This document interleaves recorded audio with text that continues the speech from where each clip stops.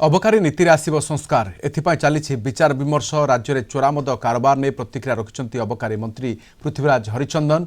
चोरामद कारोबार रोकने को कठोर पदक्षेप निपरि ड्रग्स कारोबार रोकने को एनसीबी और एक्साइज विभाग मिलित भाव में काम करेंगे मंत्री पृथ्वीराज हरिचंदन। जो भी चोरा मद कारोबार हो चोरा डिस्टिलरी ऑपरेशन हो सेगुडी को कठोर हस्तर दमन करा संपूर्ण रूपे बंद करा पूरा डिपार्टमेंट जहाँ आवश्यकता अच्छी से पदक्षेप नवाक जाऊँगी।